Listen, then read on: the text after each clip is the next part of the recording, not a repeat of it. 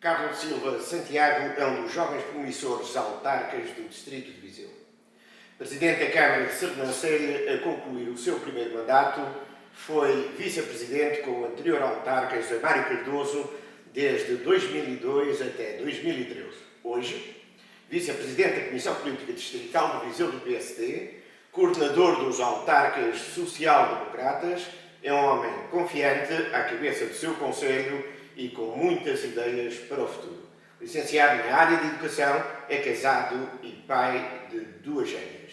Bom dia, Carlos Silva Santiago. Primeira questão, quais as macrolinhas da sua política para Sernancelho nestes 3 anos de mandato? Bem, primeiro cumprimentá-los a todos, obrigado por terem vindo até Sernancelho. As nossas linhas macro do Conselho de Sernancelho, não fugindo daquilo que eram as linhas de atuação deste passado recente, da qual fiz parte como meu antecessor, e mantemos esta linha de atuação com os olhos virados sempre para o progresso, tendo sempre em conta as questões sociais e a nossa cultura e a nossa dinâmica, que ao fim e ao cabo são o motor hoje de um território como o nosso. Nós assinalamos a componente económica como a mais importante. Decidimos criar o Gabinete de Apoio à Economia, decidimos lançarmos um projeto de criar um novo espaço empresarial, porque tínhamos o de Freirinha já praticamente cheio, e é esse o objetivo, porque eu acho que só se conseguem fixar pessoas, só se consegue ter dinâmica e estar no mapa hoje quem tem dinâmica económica. Mas claro, se houver gente, há o funcionamento das escolas, e se houver gente, há sem dúvida cultura, e depois se houver cultura há dinâmica. E nós apostamos muito, principalmente na questão económica, como digo, mas nunca descurando a questão social, que foi daquelas que nos últimos anos também sempre nos preocupou muito. E depois a questão cultural e a questão educacional no mesmo patamar imaterial, mas que tem tido ao longo destes anos um papel determinante para a afirmação de Sernancelho, não só no distrito, mas também no país. Que objetivos têm para serem concretizados no próximo mandato? Para falar do próximo mandato é preciso primeiro que o povo nos confie novamente a confiança de podermos continuar o trabalho que estamos a trilhar. E com a humildade que o povo de Sernancelho sabe que o meu executivo tem, que é muito parecido e muito idêntico àquilo que é o povo de Sernancelho, gente humilde, gente trabalhadora, gente dinâmica, com vontade. Tenho a certeza que, se pudermos levar avante o nosso projeto, será continuar a fazer com que Sernancelho se afirme em termos económicos. Como disse, que não há trabalho, não há emprego sem empresas, e é isso que nós estamos a caminhar. Se houver empresas, há trabalho, há dinâmica, as preocupações sociais diminuem um pouco, e por isso acho que é importante palmilharmos esse caminho. É óbvio que neste momento tenho que falar do meu mandato, que está em exercício, que terminará para o ano, e espero concretizá-lo e, acima de tudo, concretizá-lo não só no seu tempo, mas concretizá-lo nos objetivos que traçamos no início do mesmo. O que mais falta faz hoje no Conselho de Sernancelho? São as pessoas. Hoje, a maior dificuldade que um município como o de Sernancelho tem, e todos estes agora que são denominados como os municípios de baixa densidade, são as pessoas. E é preciso que haja essa força e haja desconcentração dos serviços do Estado. É preciso que haja uma palavra que tem tido alguma dificuldade de ser aceita, que está muito perto da boca dos políticos a nível nacional, mas muito longe do coração, porque não sentem esta dificuldade, que é descentralizar. Há uma dúvida instalada neste país em relação aos autarcas. E parece-me que a concentração das coisas no Estado é que resolve. Não. A concentração dos serviços faz com que eles não sejam efetivos, não sejam eficazes, e depois o país, que é tão pequeno, mas ao mesmo tempo depois com estas dificuldades da centralização das coisas, se torna tão grande e tão difícil. E eu acho que era fácil se os municípios que assumiram, e veja-se, nós este ano comemoramos os 40 anos de poder local, se não fossem os municípios nesses 40 anos, como seria este país com os fundos comunitários. Se não fosse a capacidade que os municípios tiveram em executar os fundos comunitários nos serviços básicos como a água, o saneamento, o apoio na educação, que não é da sua competência, o apoio na ação social, que não é uma competência direta dos municípios, um conjunto de coisas que nós vamos fazendo sem ser uma competência local, imaginemos se nos descentralizassem tudo isso para podermos levar em frente o nosso país. Repara, foi criada uma estrutura de missão de valorização do território, uma estrutura que foi criada para estudar a problemática destes municípios de baixa densidade e indo em contra a questão... São 164 medidas. 160 e tal medidas. Eu pensei que bastava uma, que era a descentralização dos serviços na área da saúde, mas efetivos, na área da educação, na área da cultura, no ordenamento do território, mais eficazes e mais temerosos. Nós também temos técnicos com capacidade no município para poder decidir no âmbito do ordenamento do território. A lei não saiu apenas para um engenheiro em Lisboa decidir se Sernancelho tem ou não tem uma reserva. O meu técnico também é licenciado, também tem a mesma capacidade. Porque é que o Estado não há de ser fiscalizador e permitisse que estes processos andassem com mais celeridade? Isto é que era importante. E estas 164 medidas não vão trazer nada de extraordinário ao interior. Imagine que esta estrutura de missão começa logo mal porque está localizada em Lisboa. E este é um princípio errado. Eu até, pensando à maneira portuguesa, diria que até podiam ter colocado a sede desta estrutura de missão num município do interior, nem que fosse só para inglês ver. Mas começa logo mal porque a sede está em Lisboa. E não se pode tratar o interior mantendo novamente uma sede em Lisboa. Eu acho que a desconcentração, a descentralização do Estado cabe aos municípios. Não é com mais estudos que se vai resolver o problema da interioridade. O problema da interioridade resolve-se com descentralização na questão dos impostos, criar medidas incentivadoras a que as empresas se fixem no interior. Sernancelho está a 20 km da autoestrada, que faz a ligação à maior fronteira portuguesa, que é a fronteira de Vilar Formoso. Por que não termos uma oportunidade de ter condições em termos de impostos para atrair investidores a um território como o nosso? Esta é que é a dificuldade. Sem emprego não há trabalho. Não são as 164 medidas que vão fixar gente de modo nenhum. Era a descentralização com medidas muito concretas, muito eficazes, que vão fazer com que se fixem as pessoas, que é o nosso maior problema, não de Sernancelho, mas de todo este território. E se o país não pensar nisto, muito curto prazo, os próximos autarcas, com esta questão da limitação dos mandatos, se qualquer autarca que fizer 12 anos no mínimo, daqui a 12 anos haverá autarcas que não têm ninguém para gerir.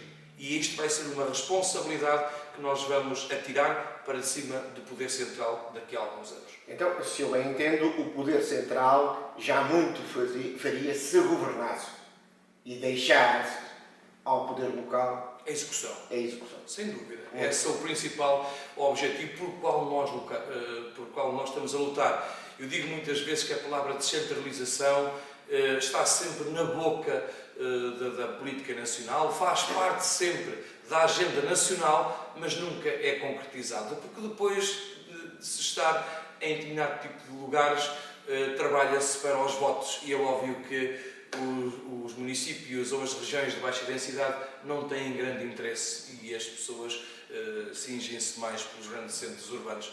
Mas não é assim que se procura a dita coesão territorial, e um dia tudo isto se há de pagar. Mais gente no litoral, mais custos com as questões sociais, quando estes custos podiam ser revertidos em produção e em dinâmica no interior.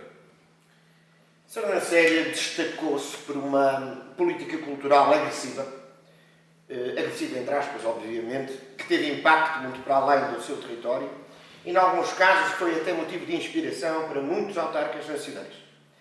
Em que assentam as suas linhas fundamentais e como surgiu toda esta vitalidade na política cultural?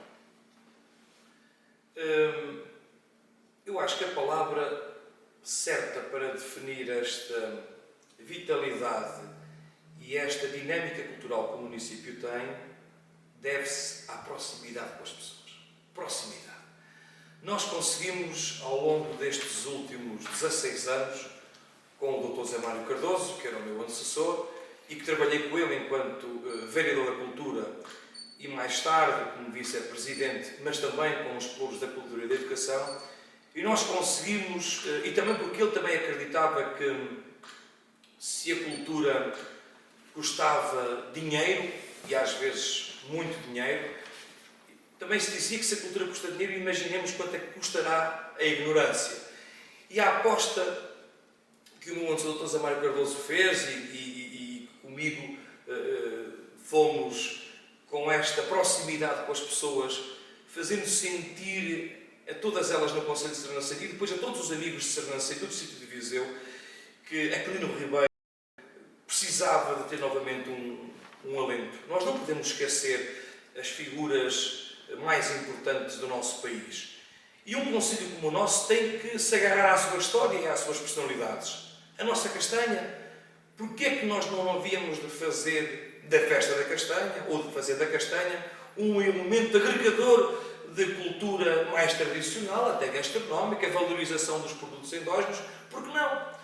E agarramos também à Lapa. A Lapa, que é um santuário mariano muito bonito, ali enquadrado num conjunto arquitetónico fantástico, onde por acaso Aquilino Ribeiro fez os seus primeiros estudos.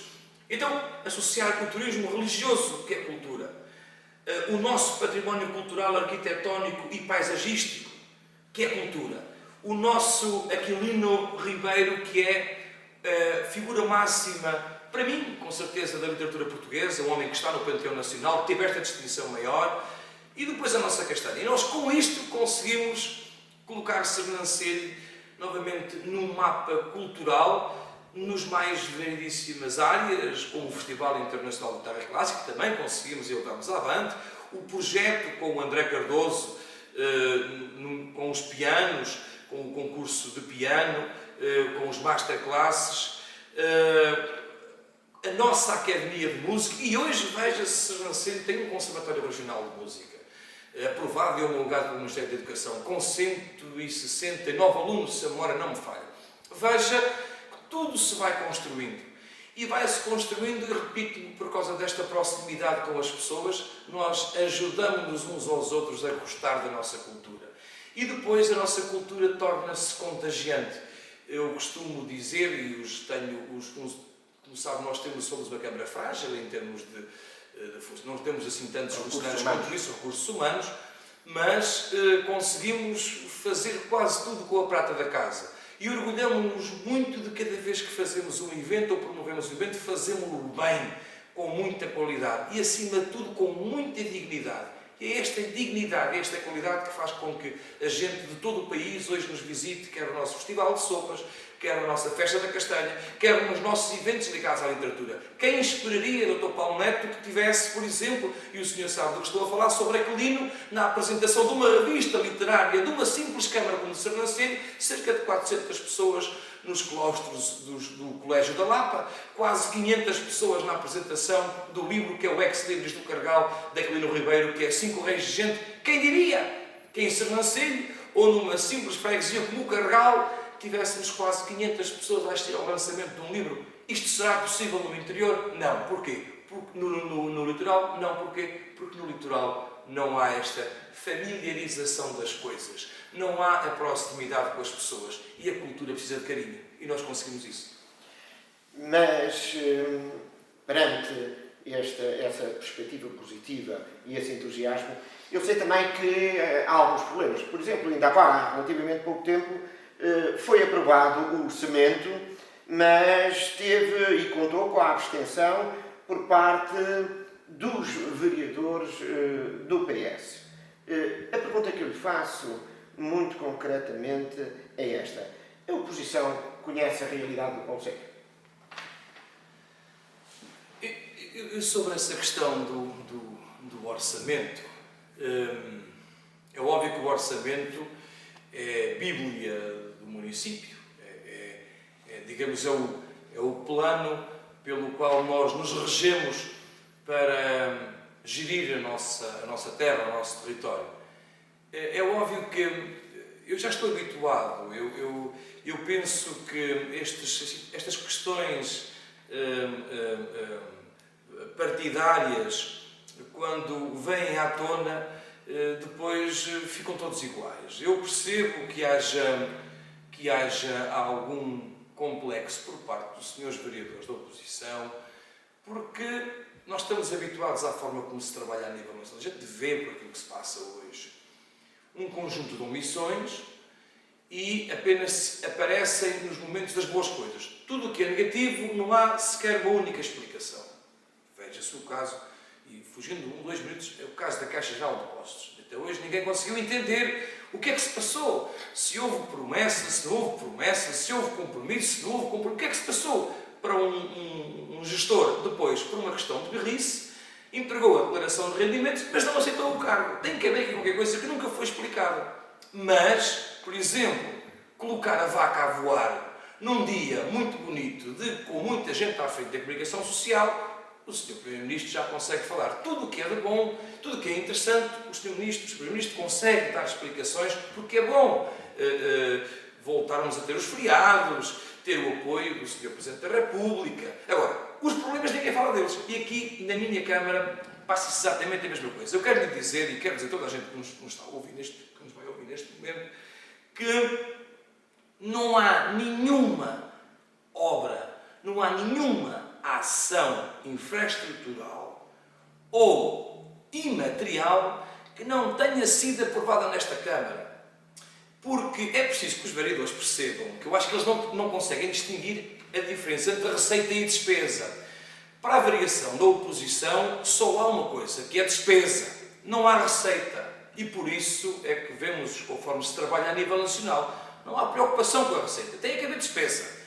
E eu várias vezes disse aos senhores vereadores que o município como o de Sernancelho, que tem uma dificuldade, nós vivemos essencialmente do FEF, a Receita Municipal do Concelho de Sernancelho, por não ter aquela dinâmica económica que eu gostaria que tivesse como tem os grandes centros urbanos, depende muito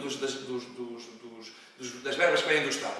E depois, eu já expliquei aos vereadores, não sei, uma dúzia de vezes, ou eu acho que eles não querem perceber, porque lhes dá a gente que estamos a um ano de eleições agora, virem dizer que o orçamento que não foi participativo.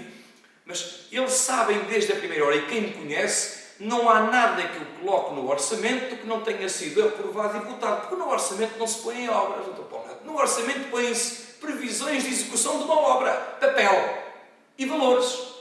E eu, para poder colocar uma obra em orçamento e papel, eu aprovo os projetos aqui na Câmara. E como o município de Sernancelho não tem as receitas que devia ter, tem que esperar, depois de aprovar os projetos, perceber se há ou não há fundos comunitários para poder encaixar determinados projetos em função do valor que nos é disponibilizado de fundos comunitários. O resto do dinheiro que eu recebo é água, luz, o saneamento, os recursos humanos, a gestão corrente municipal dos edifícios que nós temos, tudo e mais. Depois sobra pequenas coisinhas para se fazerem pequenas coisinhas, mas não se fazem pequenas coisinhas infraestruturais sem projetos.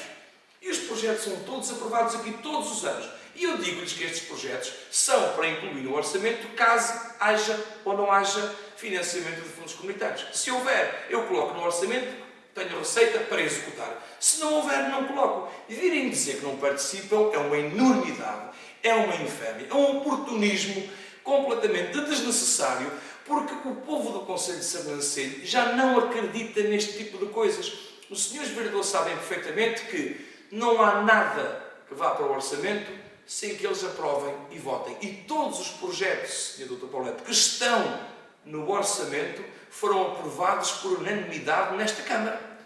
Todos por unanimidade. Então aprovam os projetos por unanimidade, são os únicos projetos que estão no plano e votam, abstêm-se do plano. Sabe o que é que se abstém? Abstêm-se porque não têm nada que dizer. Porque a gente, quando é contra, vota contra. E quando não há nada que dizer, abstêm-se. Porque eu, em plena reunião de Câmara, e o meu chefe de divisão, que é o homem que se servia às reuniões de Câmara, pode confirmá-lo. Eles disseram que queriam sugerir, eu digo, mas sugiram alguma coisa, mas para sugerir temos que retirar obras que nós aqui aprovamos todos. Retiramos esta obra e colocamos aquela que vocês quiserem. Agora, cuidado, que as obras que vocês colocam têm que ter duas componentes muito importantes, que é saber quanto custa o projeto que vocês querem colocar e saber se é que vamos tirar cobre essa despesa. E os senhores vereadores disseram, não temos nada para dizer, devia ter sido antes. Parece-me que o Concelho de Sernancelho tem, para decidirmos uma coisa qualquer, precisamos de muito tempo. no que respeita, também se queixaram, que eu há dia soube, no que respeitava ao tempo que tiveram para analisar o nosso plano de detalhes de orçamento. Eu acho realmente piada a isso, porque o plano de detalhes de orçamento dos municípios é quase sempre a mesma coisa. Tirando os municípios que têm muita receita, que podem incluir muita coisa diferente, os municípios pequenos não têm. Como digo, há um conjunto de despesas que estão inerentes aos orçamentos de todos os anos. Não vale a pena ter. E depois há uma pequena coisinha que sobra. E eu digo que não consigo entender como é que dizem que têm pouco tempo. Eu cumpro rigorosamente a lei, com 48 horas de antecedência, por e-mail, tenho tudo no mail.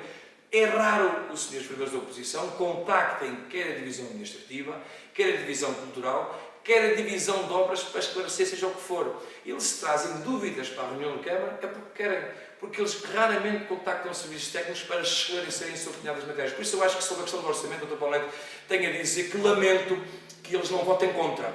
Porque eu quando estou contra, sou contra. Quando estou a favor, estou a favor. A abstenção significa falta de ideias e de estratégia para o Conselho de Sernancelho. Então temos uma oposição ninho. Ninho. Exatamente.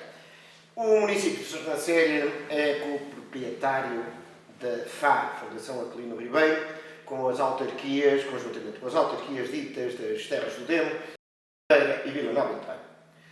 Por onde passa o futuro sustentado da Fundação Aquilino Ribeiro? A Fundação Aquilino Ribeiro, nós tentamos, os municípios, com muito sacrifício, elevar a figura do nosso Aquilino. Nós temos, os municípios individualmente têm tentado manter a imagem do Aquilino cada vez mais ativa, cada vez mais possa cada vez mais ser conhecida por estas novas gerações. Nós reeditamos os 5 Reis de Gente, é óbvio que foi o município de Sernancelho, mas nós não nos conseguimos dissociar da Fundação Aquilino Ribeiro. Neste momento, tentamos com a Bertrand, com o Neto do Aquilino, o Dr. Paulo Neto, que participou também, lhe agradeço muito esse trabalho e esse empenho. Estamos a preparar a reedição, novamente, do Homem da Nave, e que está, a Câmara Municipal de Moimenta da Beira irá assumir essa responsabilidade com a dinâmica do município de Sernancelho também, Vila Nova de Paiva, e todos nós acabamos por ser a FAR. A FAR propriamente dita é transversal aos municípios. É óbvio que haverá muito a fazer, mas também precisamos do apoio quer do Ministério da Educação, quer do Ministério da Cultura. Era preciso recuperar aquela Fundação Aquilino Ribeiro. Os municípios têm dificuldade. E também deixava aqui este apelo ao Sr. Ministro da Educação. É importante que para que haja vontade das instituições da CCDR Norte apoiarem as reconstruções de fundações que têm uma dinâmica muito grande em termos culturais para o é importante que o Sr. Ministro tenha a noção de que é preciso voltar a ter Aquilino nos manuais escolares, nem que seja devagarinho.